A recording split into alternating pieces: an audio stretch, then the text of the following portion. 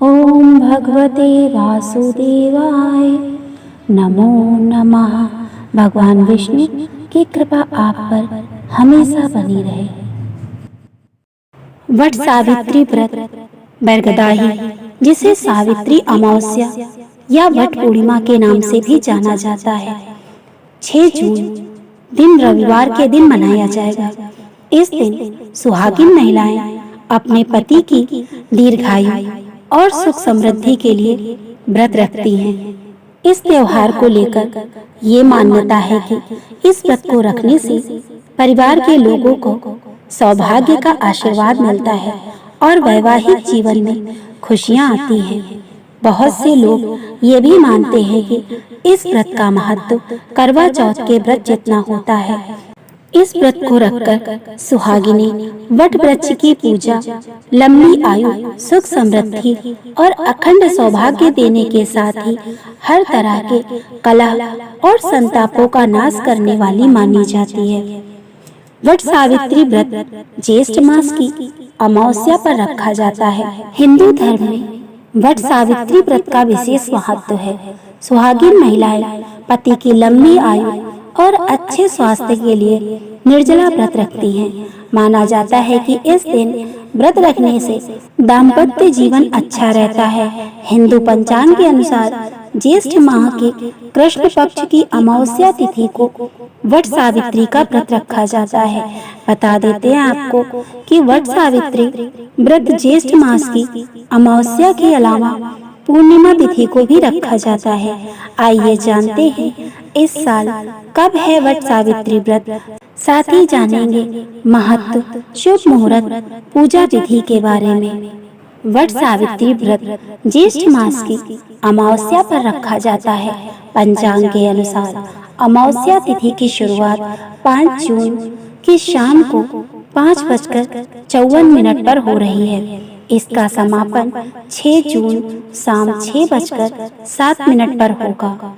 उदया तिथि को देखते हुए इस साल वट सावित्री व्रत 6 जून को रखा जाएगा।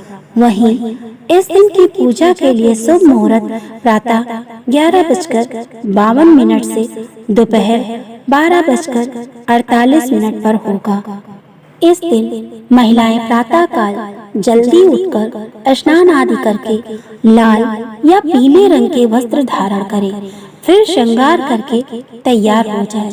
साथ ही सभी पूजन सामग्री को एक स्थान पर एकत्रित कर लें और थाली सजा लें।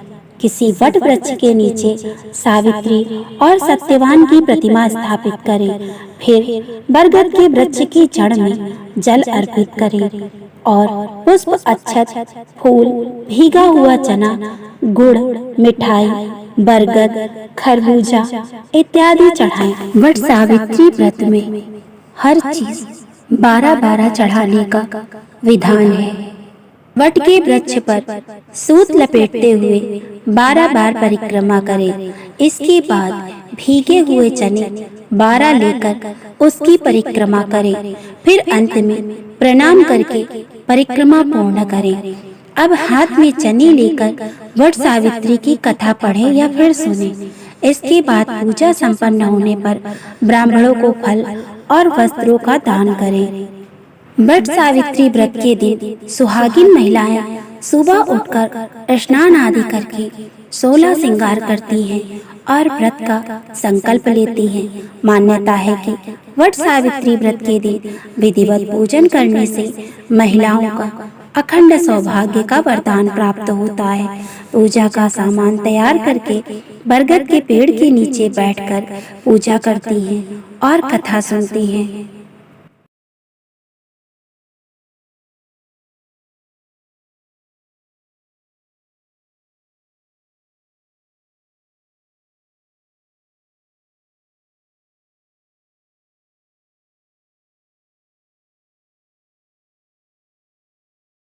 वट वृक्ष में त्रिदेव यानी ब्रह्मा, विष्णु और महेश का वास होता है।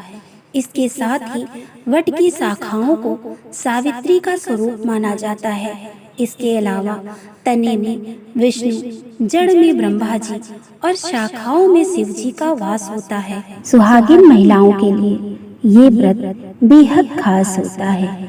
इस दिन महिलाएं पूरे विधि विधान से पूजा करते हुए सभी नियमों का पालन करती हैं।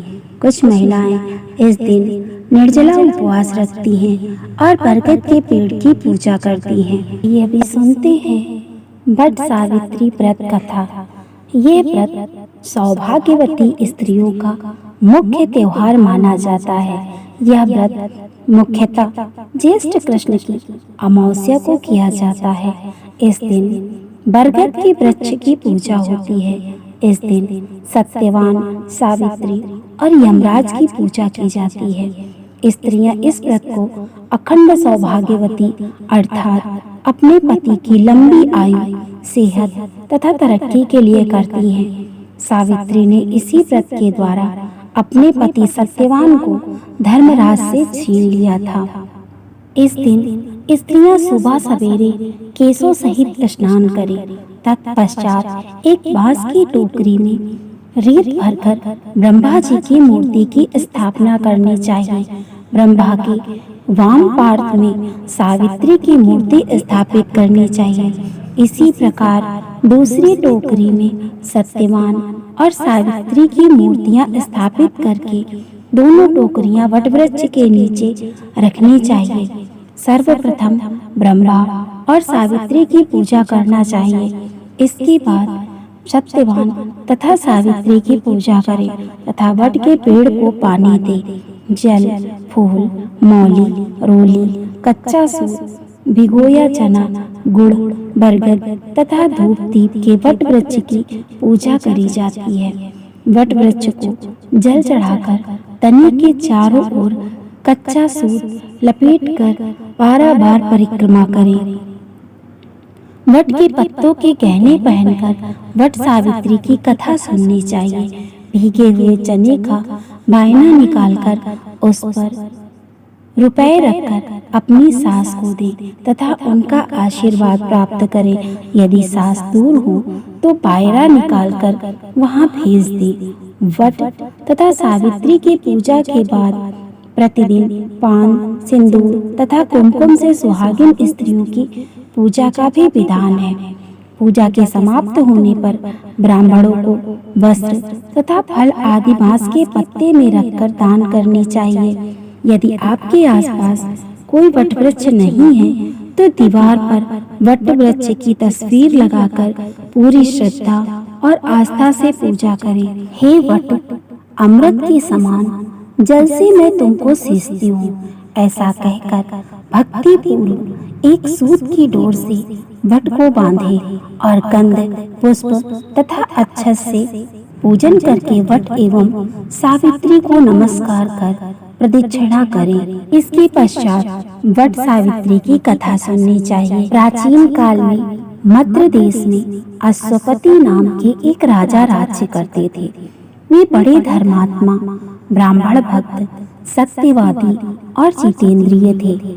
राजा को सब प्रकार का सुख था, किंतु कोई संतान नहीं थी। इसीलिए उन्होंने संतान प्राप्ति की कामना में 18 वर्षों तक पत्नी सहित सावित्री देवी का विधि पूर्वक व्रत तथा पूजन कठोर तपस्या की।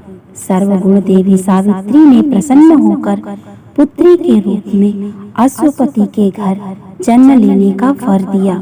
यथा समय राजा की बड़ी रानी के गर्भ से एक परम तेजस्विनी सुंदर कन्या ने जन्म लिया। राजा ने उस कन्या का नाम सावित्री रखा। राजकन्या शुक्ल पक्ष के चंद्रमा की भांति दिनों दिन बढ़ने लगी। धीरे धीरे उन्होंने युवावस्था में प्रवेश किया। उसके रूप लावण्य को जो भी देखता उस पर मोहित हो जाता। कन्या के युवा होने पर अश्वपति ने सावित्री के विवाह का विचार किया। राजा के विशेष प्रयास करने पर भी सावित्री के योग्य कोई वर नहीं मिला। उन्होंने एक दिन सावित्री से कहा, बेटी, अब तुम विवाह योग्य हो गई हो, इसीलिए स्वयं अपने वर को खोज करो।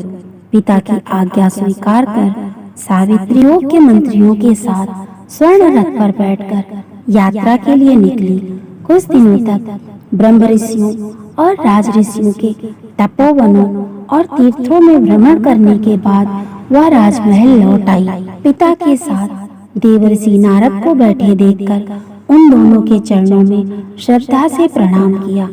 महाराज अश्वपति ने सावित्री से उसी यात्रा का समाचार पूछा। सावित्री ने कहा, पिताजी तपोवन में अपने माता पिता के साथ निवास कर रहे हैं। ध्रुमसेन के पुत्र सत्यवान सर्वथा मेरे योग्य है, अतः सत्यवान की कीर्ति सुनकर उन्हें मैंने पति के रूप में वरण कर लिया है। नारद जी सत्यवान तथा सावित्री के ग्रहों की गणना कर राजा अश्वित से बोले, राजन, सावित्री ने बहुत बड़ी भूल कर दी है। सत्यवान के पिता शत्रुओं के द्वारा राज्य से वंचित कर दिए गए हैं। वे वन में तपस्वी जीवन व्यतीत कर रहे हैं और अंधे हो चुके हैं। सबसे बड़ी कमी ये है कि सत्यवान की आयु अब केवल 1 वर्ष ही शेष है और सावित्री के 12 वर्ष की आयु होने पर सत्यवान की मृत्यु हो जाएगी। नारद जी की बात सुनकर राजा अश्वपति व्यग्र हो गए। उन्होंने सावित्री से कहा, बेटी अब तुम फिर से यात्रा करो और किसी दूसरे योग्य वर का वरण करो। सावित्री सती थी। उसने दृढ़ता से कहा, पिताजी आर्य कन्या होने के नाते जब मैं सत्यवान का वरण कर चुकी हूँ तो अब सत्यवान चाहे अल्प आयु हो या दीर्घायु, अब तो वही मेरे पति बनेंगे। जब मैंने एक बार उन्हें अपना पति स्वीकार कर लिया, फिर मैं दूसरे पुरुष का वरण कैसे कर सकती हूँ। सावित्री का निश्चय दृढ़ जानकर महाराज अश्वपति ने उसका विवाह सत्यवान से कर दिया। सावित्री ने नारद जी से सत्यवान की मृत्यु का समय ज्ञात कर लिया तथा अपने ससुर परिवार के साथ जंगल में रहने लगी। धीरे धीरे वह समय भी आ पहुंचा जिसमें सत्यवान की मृत्यु निश्चित थी। फिर जब नारद जी के कथनानुसार उसके पति के जीवन के 3 दिन बचे, तभी से वह उपवास करने लगी। नारद जी द्वारा कथित निश्चित तिथि पर पितरों का पूजन किया। प्रतिदिन की भांति उस दिन भी सत्यवान लकड़ियां काटने के लिए चला तो सास ससुर की आज्ञा लेकर वह भी साथ में वन चल दी। वन में सत्यवान ने सावित्री को मीठे मीठे फल लाकर दिए और स्वयं एक वृक्ष पर लकड़ियां काटने के लिए चढ़ गया। वृक्ष पर चढ़ते ही सत्यवान के सर पर असहनीय पीड़ा होने लगी। वह वृक्ष के नीचे उतर आया। सावित्री ने उसी पास के बड़ के पेड़ के नीचे लिटाकर सिर अपनी गोद में रख लिया। सावित्री का हृदय कांप रहा था। तभी उसने दक्षिण दिशा से उसी समय सावित्री को लाल वस्त्र पहने भयंकर आकृति वाला एक पुरुष दिखाई पड़ा। वे साक्षात यमराज थे। यमराज ने ब्रह्मा के विधान के रूप में रेखा सावित्री के सामने स्पष्ट की और सावित्री से कहा, तू पतिव्रता है, तेरे पति की आयु समाप्त हो गई है, मैं इसे लेने आया हूँ। इतना कहकर देखते ही देखते यमराज ने सत्यवान के शरीर से सूक्ष्म जीवन को निकाला और सत्यवान के प्राणों को लेकर वे दक्षिण दिशा की ओर चल दिए। सावित्री भी सत्यवान को वट वृक्ष के नीचे ही लिटाकर यमराज के पीछे पीछे चल दी। पीछे आती हुई सावित्री को यमराज ने उसे लौट जाने का आदेश दिया। इस पर वह बोली, महाराज, जहाँ पति वहीं पत्नी, यही धर्म है, यही मर्यादा है। सावित्री की बुद्धिमत्तापूर्ण और धर्मयुक्त बातें सुनकर यमराज का हृदय पिघल गया। सावित्री के धर्मनिष्ठा से प्रसन्न होकर यमराज बोले, पति के प्राणों से अतिरिक्त कुछ भी मांग लो। सावित्री ने यमराज से सास ससुर की आंखों की ज्योति और दीर्घायु मांगी। यमराज तथास्तु कहकर आगे बढ़ गए। सावित्री भी यमराज का पीछा करते हुए जा रही थी। यमराज ने अपने पीछे आती सावित्री से वापस लौट जाने के लिए कहा तो सावित्री बोली, पति के बिना नारी के जीवन की कोई सार्थकता नहीं। यमराज ने सावित्री के पतिव्रत धर्म से खुश होकर पुनः वरदान मांगने के लिए कहा, तो इस बार उसने अपने ससुर का राज्य वापस दिलाने की प्रार्थना की। तथास्तु कहकर यमराज आगे चल दिए। सावित्री अब भी यमराज के पीछे पीछे चली जा रही थी। यमराज ने फिर से उसे वापस लौट जाने को कहा, किंतु सावित्री अपने प्रण पर अडिग रही। तब यमराज ने कहा, हे देवी, यदि तुम्हारे मन में अब भी कोई कामना है तो कहो, जो मांगोगी वही मिलेगा। इस पर सावित्री ने कहा, यदि आप सच में मुझ पे प्रसन्न हैं और सच्चे हृदय से वरदान देना चाहते हैं, 100 पुत्रों की मां बनने का वरदान दे। यमराज तथास्तु कहकर आगे बढ़ गए। यमराज ने पीछे मुड़कर देखा और सावित्री से कहा, अब आगे मत बढ़ो, तुम्हें मुंह मांगा वरदान दे चुका हूँ, फिर भी मेरा पीछा क्यों कर रही हो? सावित्री बोली, धर्मराज, आपने मुझे 100 पुत्रों की माँ होने का वरदान तो दे दिया, पर क्या मैं पति के बिना संतान को जन्म दे सकती हूँ? मुझे मेरा पति वापस मिलना चाहिए, तभी आपका वरदान पूरा कर सकेंगे। सावित्री की धर्मनिष्ठा, पति भक्ति और शक्तिपूर्ण वचनों को सुनकर यमराज ने सत्यवान के जीव को मुक्त कर दिया। सावित्री को वर देकर यमराज अंतर ध्यान हो गए। सावित्री उसी वटवृक्ष के नीचे पहुंची जहां सत्यवान का शरीर पड़ा था। सावित्री ने प्रणाम करके जैसे ही वटवृक्ष की परिक्रमा पूर्ण होते ही वैसे ही सत्यवान के मृत शरीर जीवित हो उठा। दोनों हर्षातुर से घर की ओर चल पड़े। प्रसन्नचित सावित्री अपने पति सहित सास ससुर के पास गई। उनकी नेत्र ज्योति वापस लौट आई थी। उनके मंत्री उन्हें खोज चुके थे। घुमसेन ने पुनः अपना राज्य सिंहासन संभाल लिया।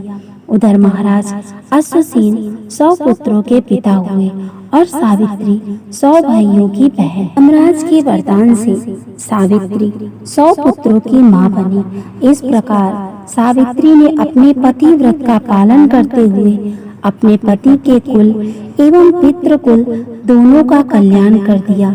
सत्यवान और सावित्री चिरकाल तक राज सुख भोगते हुए और चारों दिशाओं में सावित्री के पति व्रत धर्म के धर्म पालन की कीर्ति गूंज उठी।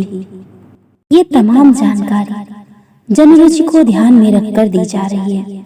ज्योतिष और धर्म के उपाय और सलाहों को अपनी आस्था और विश्वास पर आजमाएं।